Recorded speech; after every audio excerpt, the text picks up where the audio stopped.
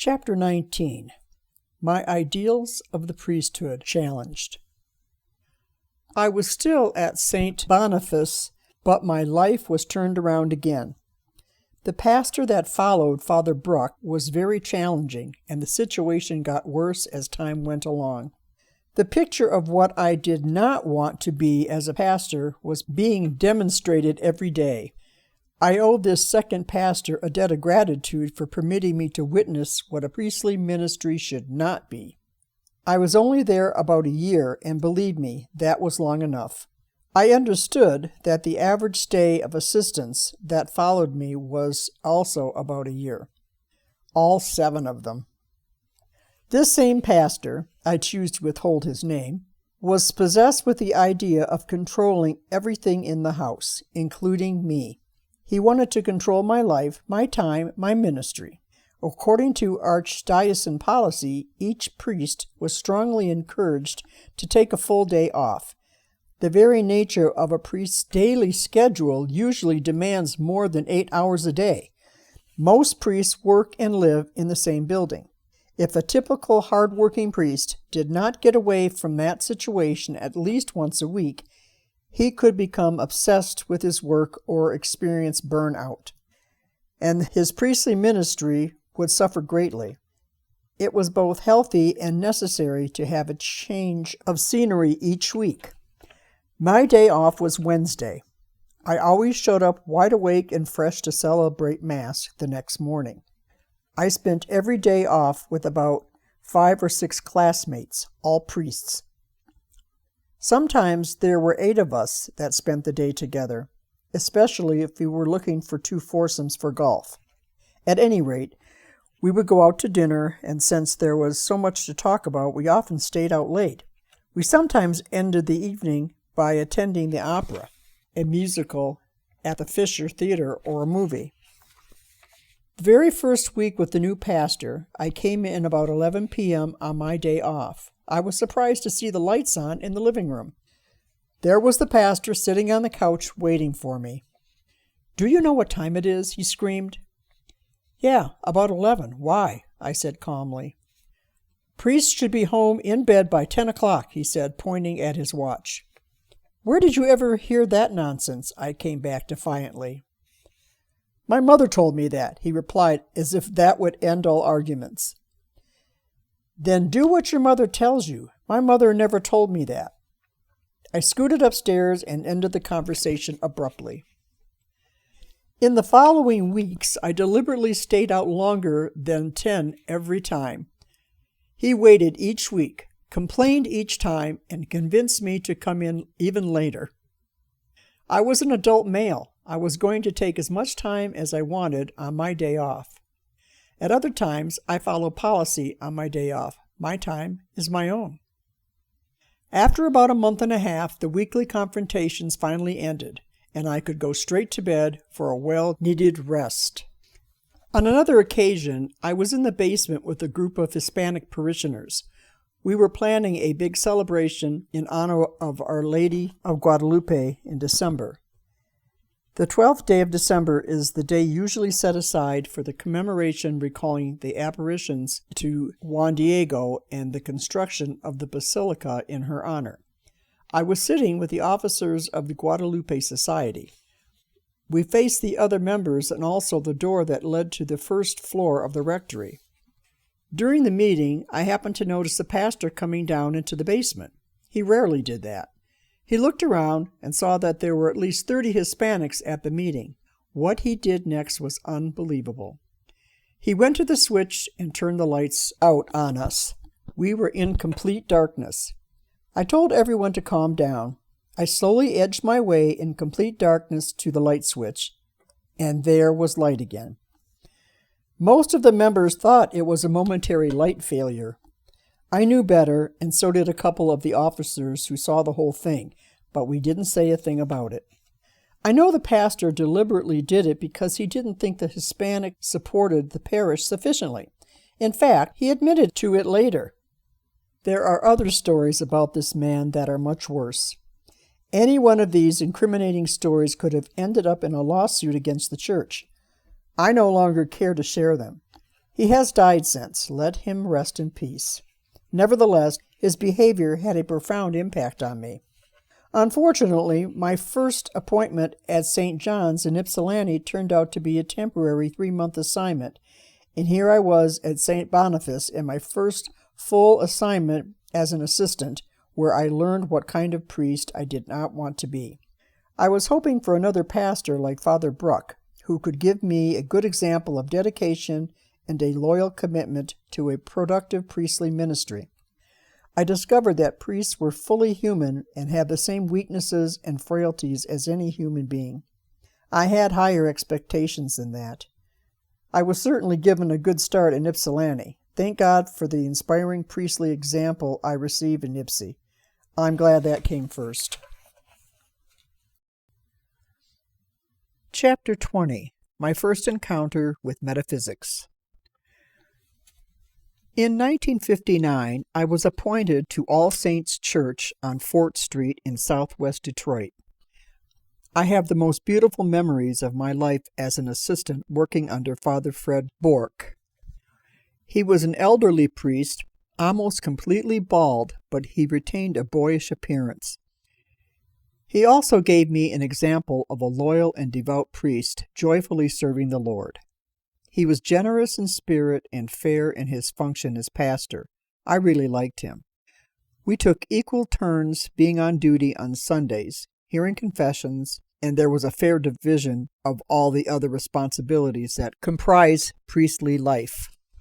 I especially loved one of my responsibilities. It was part of my job to attend the high school athletic activities and to teach the 10th grade. I was into sports big time. I had played practically every sport at one time or another. The All Saints High School basketball team had just won the All-State Championship a couple of years before I got there. They beat Austin when DeBusschere, later an NBA star, was playing for Austin. The newspaper article, commenting on the game the day after, spoke of the Tiny Tims against the Giants. It was a fact that there were only 27 students in the senior class, and they were very small for basketball, but they were excellent ball handlers. Austin was a huge high school in comparison. The paper also made an astounding statement.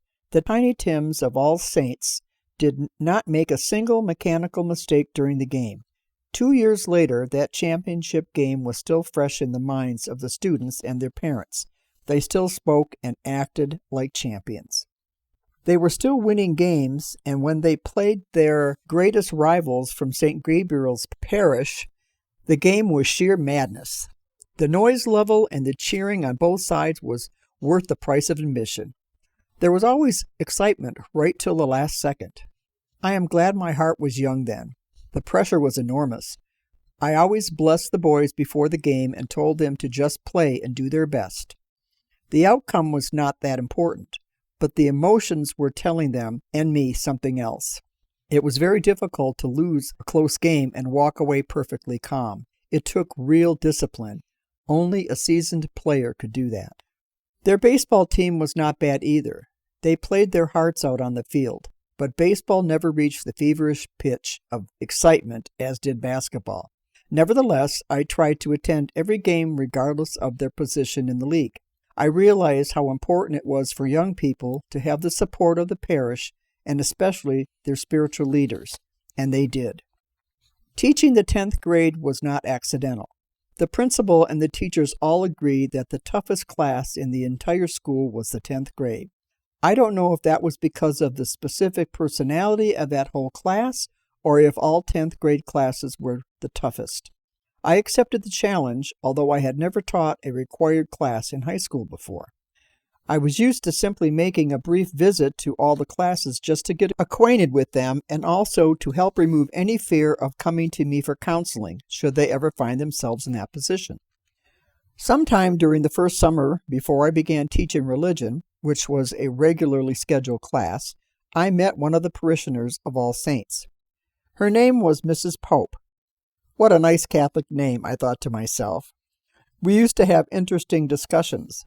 One day she asked me what I thought of graphoanalysis. I said, "Grapho what?" She explained, that the science of graphoanalysis, or graphology, as it is also called, was based on the premise that handwriting was brainwriting. She said she had studied all 20 books written by a man named Bunker. I thought that name was very appropriate also. The way we think was the way we write. She said it could be proved. I realized then what she was talking about. About a year before, a good friend of mine, Sister Jenny, named Anne, was present at a family gathering. She was going around asking for samples of writing. She came up to me and asked politely if I would mind writing a few words for her. I asked what was the purpose. She said she studied different styles of handwriting. She had me write, "Tall men tell tales, red rivers run dry," and a few other sentences plus my signature. So I did. I said that I sometimes write in a different style depending on the circumstances. For example, if I am taking notes, I write considerably different than writing a letter. Or if I were taking a test or writing only for my own information. She said, "Fine. Try writing in every style you use." I filled the whole page with samples of my handwriting. Later, she came back to me while I was in the middle of a card game with some relatives. She startled me and everyone around me with some interesting comments about my personality. She claimed it was just from the handwriting, but I complained that she already knew me, or maybe my sister Jenny told her a lot of things about me. She insisted that was not true. As a matter of fact, the two of us had never had a discussion before. I had never spoken to her alone and had only seen her on one occasion before. Yet what she said about me was extremely accurate. She gave in detail aspects of my life that she could not have known on her own. Anne said she belonged to a group of professional handwriting analysts. They were always looking for a good specimen of handwriting to bring to their monthly meetings. She wanted to take the sample of my handwriting to their next meeting. She simply needed my permission. I said it was all right, but not to tell them I was a priest. She said she was not going to tell them anything at all about me. That would spoil the whole effect of the research. I didn't believe a word of the whole matter. I kind of humored her. She seemed so sincere. About 2 weeks later, the group of professional handwriting analysts mailed me the results of their monthly meeting. The report was 6 pages long, and it was complete with many details of my personality. They usually examined 4 or 5 samples of handwriting and gave a thorough report about each person. However, at that particular meeting, the analysts spent the entire meeting on my handwriting alone. Anne said that was very unusual, and she kept her word, as she promised, by not participating in the discussions about me because she had already met me. After they completed their investigation and the conclusions were drawn up, Anne then told them that I was a clergyman. They could not believe their ears. They said they wanted to meet me in person. I agreed to attend. There I was at the next monthly meeting. I felt like an animal in a cage. They were all staring at me. What they were probably doing was comparing in their minds what they expected me to look like or how they expected me to act, according to my handwriting, of course. At last, one of them broke the ice by asking me a question, and we began to have an interesting conversation together. They were expecting a person who made a career in music, astronomy, science, art, or philosophy. But a Roman Catholic priest? No way. My mind was open, in their opinion, to be a priest. I was definitely a nonconformist according to their findings. They were delightfully surprised and amused. They said I could have been successful at anything I wanted to be. While we were engaged in conversation, I could not help thinking about what they had written. When I was about 12 years old, my parents bought me a painting set. My first painting was a numbered painting. It was awfully easy to follow. You simply fill in each well-marked spot with a particular color, and the picture is finished. It's almost like filling in a coloring book for children. This gave me no satisfaction. I vowed never to do a numbered painting again, and I never did. Since then, I have painted over 300 original paintings, and I had never taken a lesson. How could these total strangers possibly know about my artistic nature? I started playing the piano at about age 15. Up to that point, we could not afford a piano. Finally, my parents found one for $50. Not the best condition, but all the keys worked.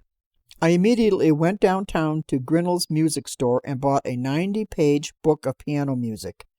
I did not know one key from another, so I also purchased a cardboard strip that is placed above the keys and identifies each note.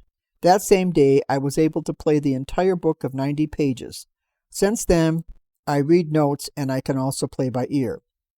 I have never taken piano lessons. Did my musical ability also show up in my handwriting? As far as astronomy goes, when I was 9 years old, I could walk outside and without looking up, point to and name all the constellations of that season. I used to study the stars all the time. It got me into trouble once in a while. I loved to lie on the grass and stare up at the skies. Oftentimes, I would fall asleep out in the field, and my parents would be looking everywhere for me. Once, even had the police searching for me. I could not figure out why everyone was so upset. I thought they knew where they could find me. My interest in astronomy had never lessened throughout the years.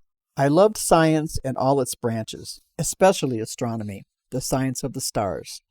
I wanted to know what the latest theories were regarding creation of the cosmos and especially the star system we live on and planet Earth that faithfully has continued its orbit for billions of years.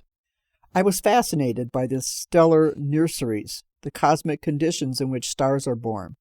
I wanted to know what makes things work and grow and why there was such a variety of life forms on this planet. I was forever intrigued by the systematic body of knowledge of the material world gained by empirical observation and experimentation.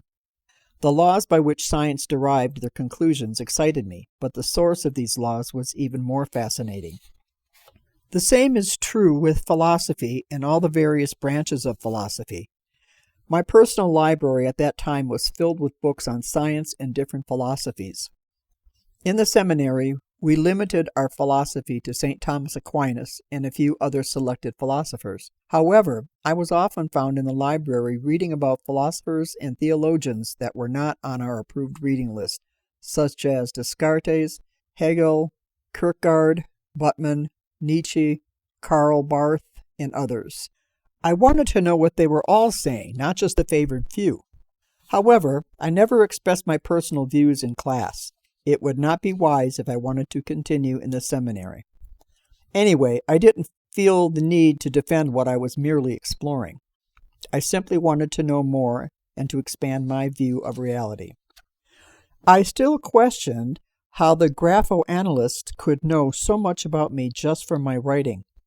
I was thoroughly baffled by their accurate evaluation and insight. But after a time, I lost contact with them and put the whole matter aside. I have to admit I almost became convinced that their major premise was correct about handwriting being the expression of brainwriting. I wasn't quite ready to give assent to it. So when Mrs. Pope defined and explained the bunker system to me, I realized she was talking about the very same thing. She encouraged me to read about it. It was a big undertaking, with each of the books containing about 50 pages. So I did. It was easy reading, and there was a lot of samples of handwriting that took up most of the space on each page. From the onset, I was determined to show that Bunker's material was a lot of bunk. In 1960, this kind of talk was off the wall. Cuckoo, weird. I kept telling myself to keep an open mind, don't prejudge. Fine, I said to myself, I'll check it out. I then began to read and to test at the same time. I first checked each item, such as the slant of the writing, the loop or lack of loops in the letters H or T, and the loops below as in the letters G, J, or Y. Everything meant something. The way you dot the small I or cross a T. I went through all 20 books. I still wanted to prove that the system was totally false. How could this nonsense be true? Yet from the very beginning, every time I tested out a letter and its meaning, it turned out to be accurate, on myself and others. Whenever I received any correspondence by mail, I tested out the handwriting and compared it to my knowledge of the person writing it. Again, it was amazingly accurate. How could this be? I kept asking myself. I continued to apply the principles and found myself slowly becoming a believer, a reluctant believer. Thank you for listening, and please join us every Sunday at 3 o'clock for our watch party as we premiere the next chapters of Father Jay's book.